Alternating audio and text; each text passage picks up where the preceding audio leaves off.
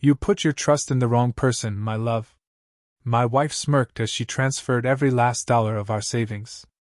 You're too naive for this world, she scoffed, stuffing clothes into a suitcase. I just stood there in silence, watching her pack.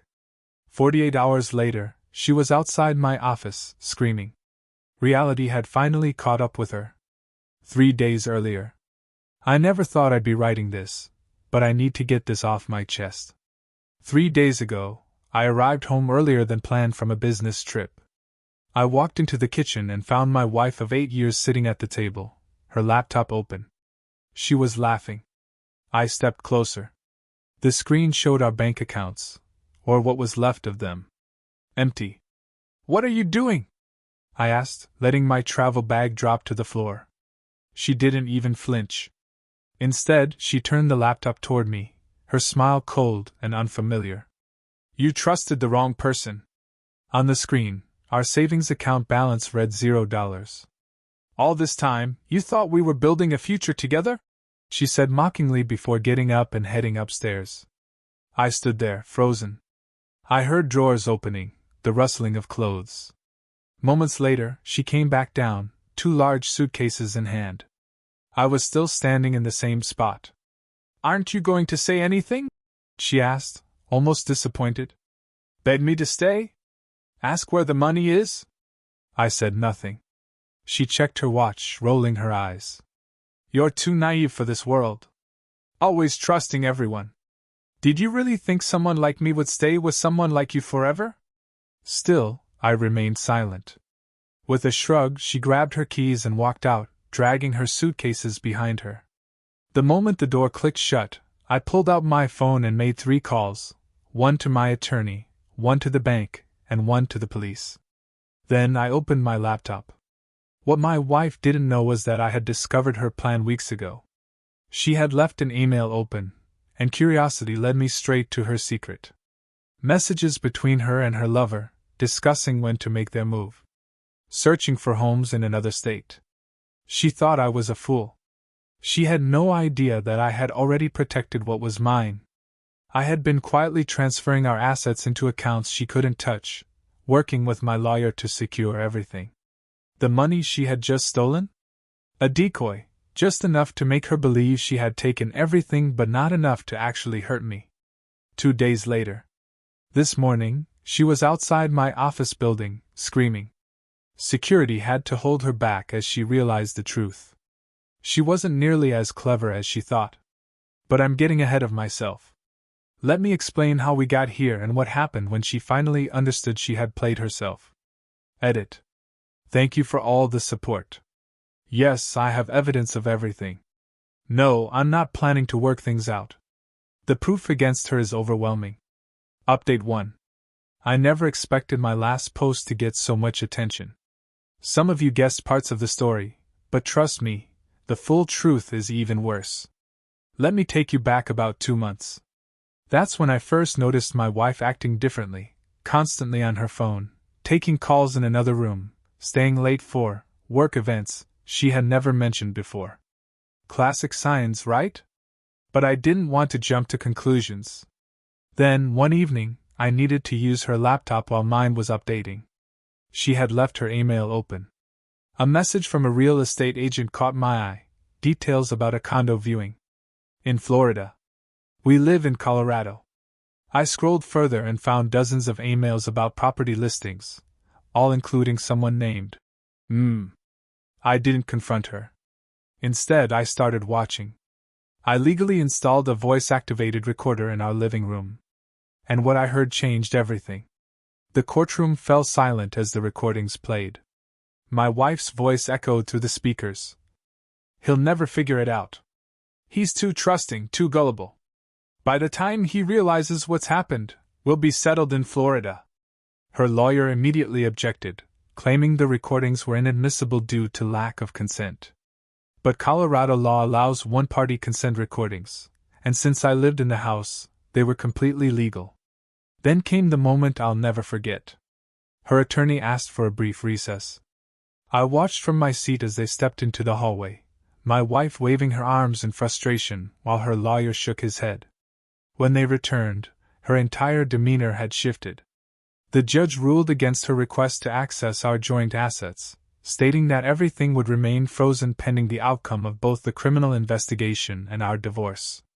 The only exception was a small allowance for basic necessities. After the hearing, she followed me into the parking lot. "You set me up!" she screamed. "You knew the whole time and just let me walk into this trap." For the first time, I spoke. "No. You set yourself up. I just made sure you couldn't drag me down with you." That's when she broke down, not the fake, manipulative tears I'd seen before, but real sobs. "What am I supposed to do now?" she cried. "He took everything. I can't access any accounts."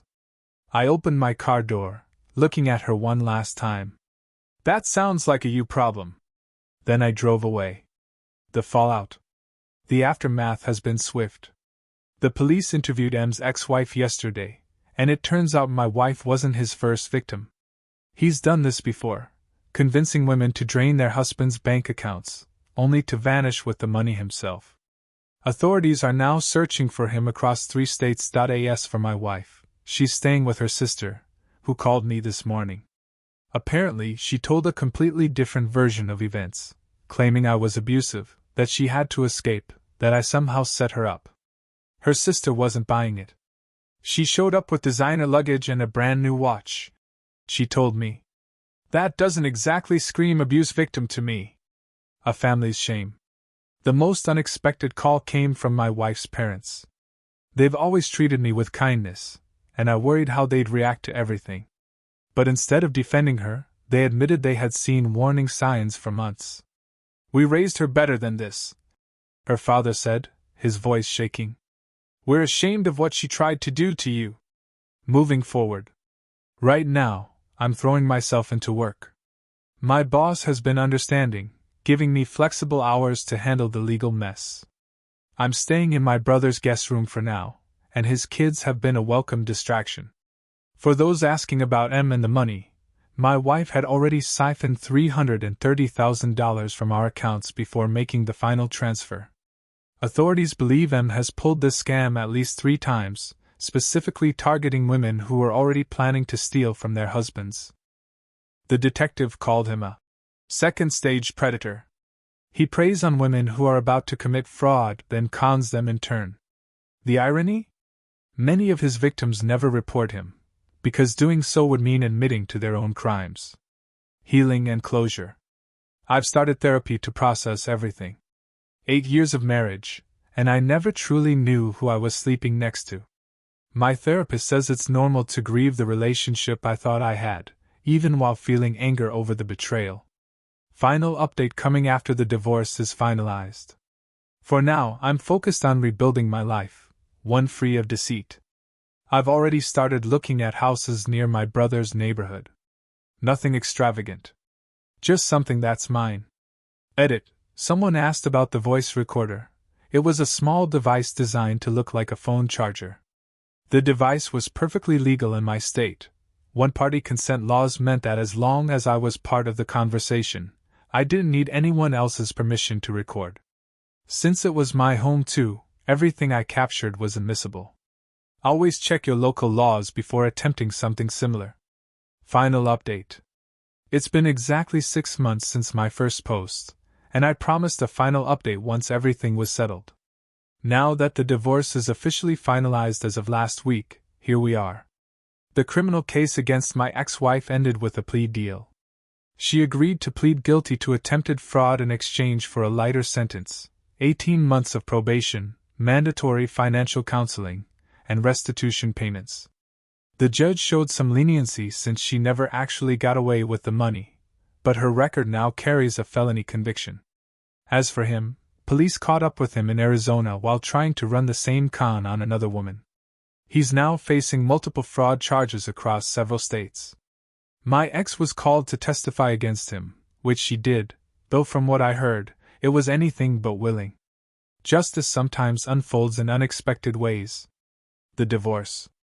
With the overwhelming evidence against her, my ex-wife didn't put up much of a fight in court. Her own attorney advised her not to contest anything. She left with only her personal belongings and her car. Everything else, the house, investments, and retirement funds, stayed with me. The judge specifically referenced her clear intent to commit fraud when making his ruling. Afterward, I moved into a new home, not a mansion, just a comfortable house near my brother's family. Nothing extravagant, but it's mine, and that makes all the difference. Life after betrayal. These days, I spend my weekends with my niece and nephew, teaching them how to make pizza from scratch, watching movies, just enjoying the little things. Those moments have done more for my healing than anything else. Last month, I ran into my ex-wife's sister at the grocery store. She told me my ex is now living in a tiny studio apartment, working at an insurance office, a far cry from the luxury lifestyle she once chased. Her monthly restitution payments arrive on time, though I don't keep the money. Instead, I donate it to a financial literacy nonprofit. It feels cleaner that way. The most unexpected development? A handwritten letter from my ex. No excuses. No pleas to get back together. Just an apology that, for the first time, felt real. I don't expect forgiveness, she wrote. But you deserve to hear that I know what I did was wrong. I'm sorry for betraying the trust you placed in me. I never wrote back. Some bridges are meant to stay burned. Her parents still check in occasionally. Last month, they even sent me a birthday card. We still consider you family, they wrote.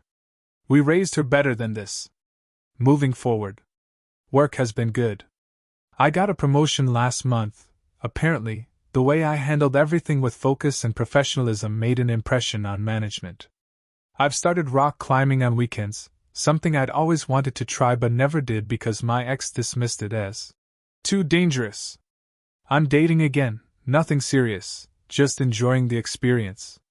It's refreshing to meet new people without the weight of betrayal looming over every conversation. The biggest lesson. The most important changes haven't been external. I've learned to trust my instincts. That nagging feeling that something was off? I'll never ignore it again. But I've also learned that one person's betrayal doesn't mean the world is untrustworthy. My brother. His family. Even my ex's sister and parents. They've all shown me that some people really are who they claim to be. Someone recently asked me if I regret installing that recorder, if I ever wish I had never uncovered the truth. Not for a second. The sting of discovering a betrayal is nothing compared to the slow poison of living a lie. For anyone going through something similar, document everything, trust your instincts, and remember, how you respond to betrayal defines you more than the betrayal itself. This will be my last update. Life moves on. And for the first time in a long time, mine is moving in the right direction.